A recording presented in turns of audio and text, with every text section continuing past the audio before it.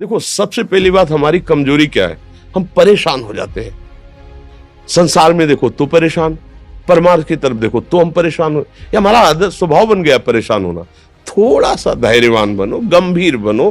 कोई भारी से भारी विपत्ति में परेशानी स्वीकार करके विपत्ति से थोड़ी निकला जाता। सुलझो, ठीक है, ये विपत्ति आई, समस्या आई, इसका समाधान होगा। ऐसा थोड़ी कि हमें नष्ट कर देगी। अगर अभी हमारी बड़ी हानि हो जाती है, हम कल इससे बड़ा लाभ प्राप्त कर सकते हैं। हमको एकदम बिल्कुल गंभीर रहना है, इतने कमजोर नहीं बन जाना। अब वो गए तो क्या होगा, अब वो वस्तु गई तो क्या, पद गया तो क्या होगा। प्रयास किया था, ये पद मिला था, इससे बड़ा पद प्राप्त करूंगा, मैं इससे बड़ा महान बनूंगा। ठीक है, एक बार गिर गया, गलती हो गई, दंड भोगूंगा, फिर इससे ज्यादा संयम में रहूंगा।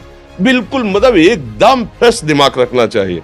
और अपने लोग क्या है, जरा सी बात में एकदम पछड़ा कर लेते हैं, एकदम कमजोर हो जाते हैं। ये बिल्कुल ठीक नहीं है। हम जीवन भर की यात्रा की बात कह रहे हैं, भारी से भारी कष्ट में भी मुस्कुराना, तो हमें बल मिला है, हमें भगवान की कृपा का दर्शन हुआ है, हमें उनका दुलार दिखाई दिया है।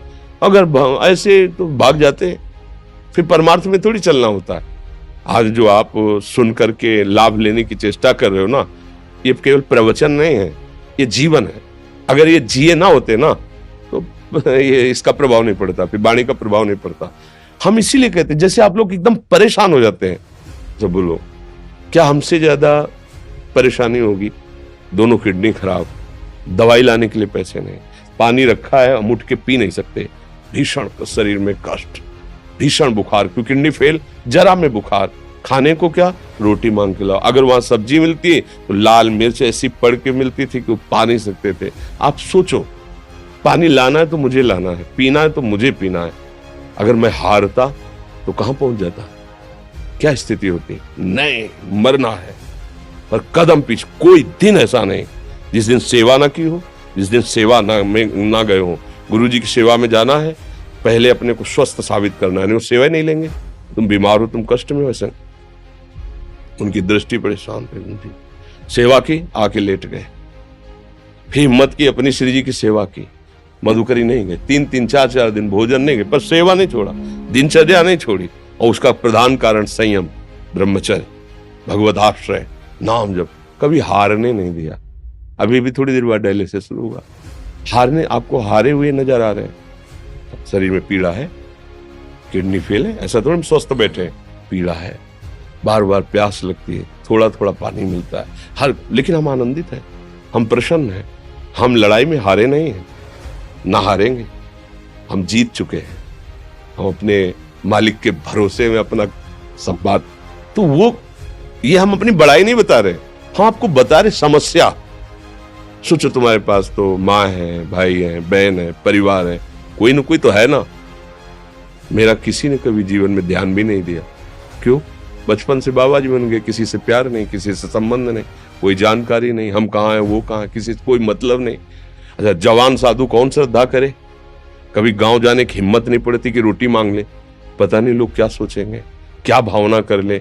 हम दरवाजे पे खड़े हैं, क्या कैसी भाव, जो हमारे सामने आकाश वृत्ति से आया यौवन अवस्था में, वही पाया, अन्यथा भूखे रह गए।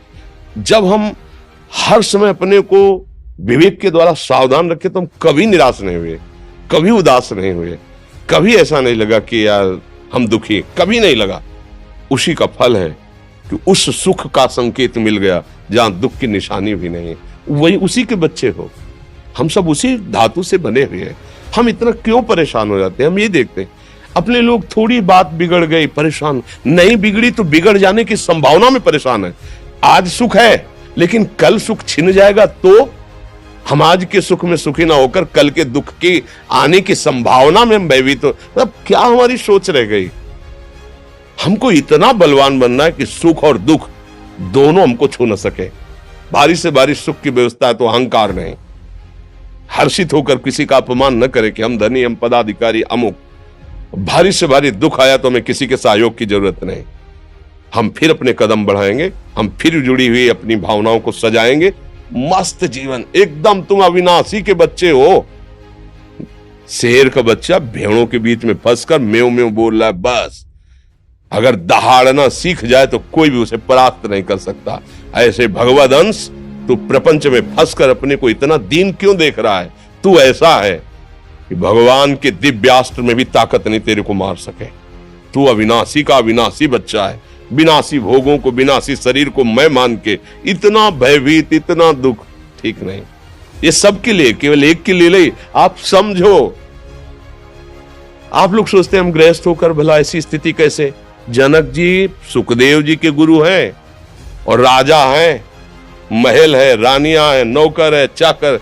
क्या सुखदेव जी जिनके शरीर में लंगोटी भी नहीं है, दिगंबर, परमहंस, परमहंस के गुरु है जनक जी जो राजा हैं। समझो आप ऐसा ना सोचे कि हम नौकरी कर रहे हैं, हम संसार में, हम गृहस्थ हैं, हम आध्यात्मिक की ऊंचाई पर नहीं चढ़ सकते। नहीं, आप एक सरकारी नौकरी या आप किसानी या व्यापार करते हुए आप एक अध्यात्म की ऊंचाई में चढ़ सकते हैं। और अध्यात्म ही है जो तुम्हें इस माया के दुख सुख से ऊपर उठा सकता है। दूसरा, चाहे जितनी संपत्ति आ जाए, आप सुखी नहीं हो सकते। सब देख लो, आंख खोल के देख लो, अध्यात्म ही है जो तुम्हें हर कष्ट सहकर मुस्कुराकर जीने का रास्ता बता देगा। कि आप आनंदित हो जाओगे, कुछ नहीं बिगड़ा। अध्यात्म है तो कुछ नहीं बिगड़ा, अध्यात्म नहीं है तो कुछ नहीं बना, कुछ हाथ नहीं लगने वाला।